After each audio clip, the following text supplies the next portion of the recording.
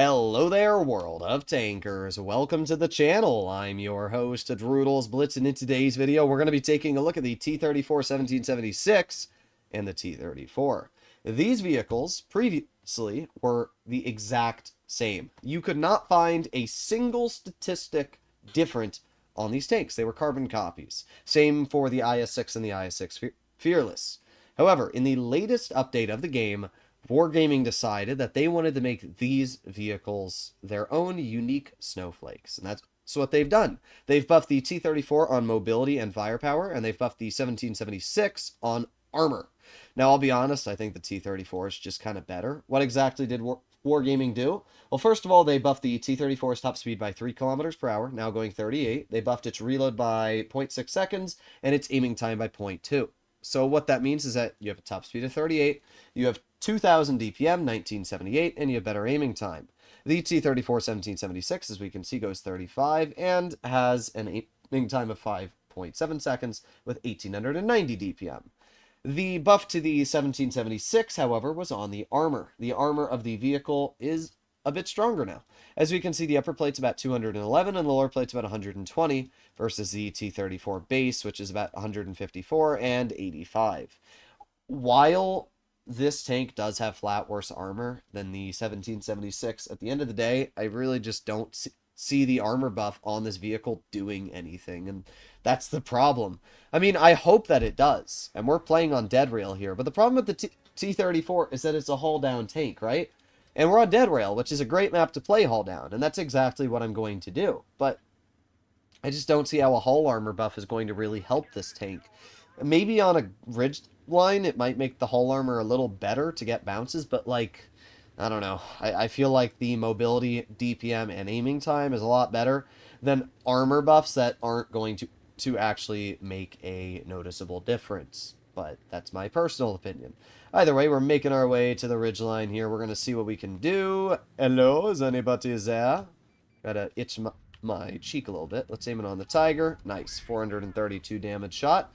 The thing that I love about the T-34 1776 is the ridiculous level of pen this vehicle has. It is truly insane levels of pen. Bro, do you think their team could camp any harder this game? Wow, they are all just camping in that back bush. We have an autoloader shooting at us, which is the Steyr-Waffenträger. We have an SU-130, and they might even have the Jagdtiger 80A back there. That's crazy. Well, we have the Tiger right here, and I'd love to be able to shoot the Tiger. There you go. Nice 411 damage shell. And we can back up. We've dealt 840 damage. Looks like we did not pen that blind shot, but we'll try again. Let's aim in right here. And aiming. Oh, well, that works too. Nice 360 damage shell into that BZ. Not really sure what the thought process was, but yeah, this player's cooked already. They are absolutely cooked. Is this BZ just going to go for it? Indeed they are. And get a nice pet. It's a low roll, but it's fine. Either way, that player's taken out of the battle, and we've dealt 1,500 damage. Okay, back to reloading. A little bit longer, and we're going to blind fire this bush again. That's what I was going to do originally. All right, let's aim right about here. Boom. You will notice the T-34 has a ridiculously long aiming time. Oh, well, now they're all spotted, of course. All right, let's reload. 5, 4, 3, 2, 1. Easy pen. Yeah, that one's an easy pen. Bruh, the SU-130 moved. This is why Dead Rail is the worst map in the game. Doesn't matter how much I hate every other map. At the end of the day, like... Oh, nice. We blind fired that player. Dead Rail just sucks because, like, tank destroyers are so freaking annoying. Like, it's not that big of a deal in Tier 8 because Tier 8 tank destroyers don't do that much of your health percentage, but, like, when you're up against Tier 10... it really sucks, right? When you have a 183 that can be back there, you go from full health to literally half, and there's no way to really counter it. It's super duper lame. But at this point, we've done pretty good damage. We're up to 2,600. We're going to get a nice blind fire into that bush there. Let's put on my adrenaline.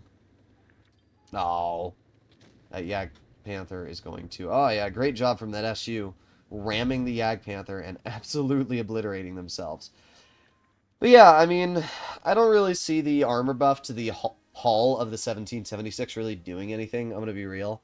I think out of the two, the just base T-34 is going to be better. I mean, we did fine this game, but I don't think the hull armor really helped us at all. Now let's do the base T-34. I'm interested to see how much better the 38 kilometer per hour top speed paired with the better accuracy and DPM is going to feel. I have a feeling it's going to be a lot better, but we'll find out. Either way, I'm actually pretty excited that Wargaming did finally buff these tanks, because they kind of did need buffs, but not really. That's the thing that's interesting, right? The T-34 is one of those vehicles that's almost immune to power creep, and there's two reasons why. First of all, it has one of the highest penetration guns in Tier 8 for a heavy.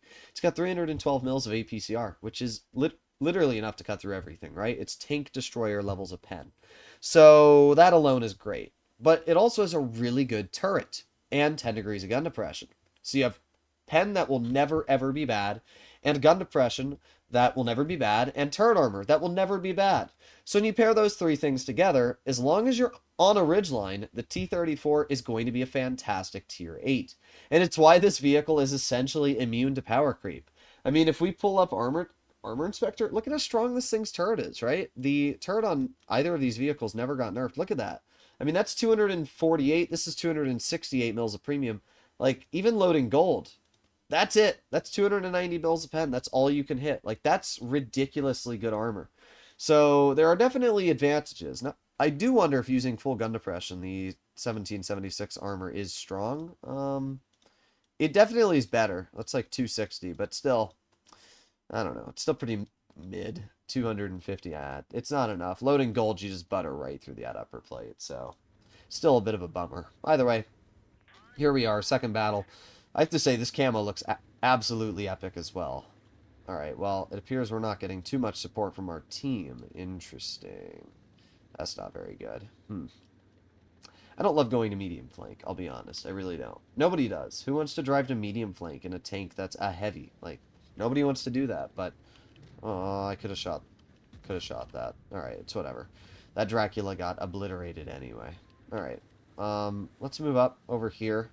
Of course, we haven't been able to actually use our top speed yet, because this game has been... It's been a weird one. Oh, the Sen's gonna go for it. Oh, that aiming time definitely feels better. Oh, okay. Okay, game. I guess I'm just bad. Wow. That's crazy. Just legit awful players getting away with the worst plays ever. It's just crazy to me that you can make a play that bad and not get punished for it. Like, that's crazy. Got shot by the alt proto. There's nothing I can do about that right now. But if we get over to this spot here, I think we should be completely fine. Gonna over poke the ridgeline, back that player off. I have hiccups and it's really annoying. Alright. Let's move up over here, maybe on the Dracula. So far this game's been really, really lame, but I'm hoping that if we overpoke the ridge, we can aim in a high explosive, and there you go. Nice 535 into the Drac. That's pretty nice. Centurion's also really low on health, so realistically we should just be able to drive right over the ridgeline, aim it on the scent, load in a high explosive, boom. Man, those hiccups are really, really cringe. Either way, easy clears so far. Alt Proto's going to pen us. Oh, never mind. Alt Proto's going to miss a super easy shot. Alright, here's what we're going to do. We're going to push low. We're going to get the Dracula taken out of the game. There you go. And then we can cut wide, and this will allow us to dig that Alt Proto out. So that's kind of the best play, if you ask me. Yeah, player's already running. Bro knows that, like, he's cooked. And boom. Easy, easy. 386. We're up to 1,400 damage so far. I mean, we're going to win this game. It's an easy win at this point. We just got to reload a little bit longer. Aiming. Okay. Really? Just hatch. Oh, okay. Do you guys... What even is that pen? Bro's just built different, I guess. He's just the best player ever. Sometimes players in this game really confuse me. I mean, I don't care if I get pen, because at this point, the only damage left to deal is on this T-34. But that was really stupid. Alright, let's reload and aim in. Boom. Z405. I do have to say the aiming time buff definitely, it's quite nice.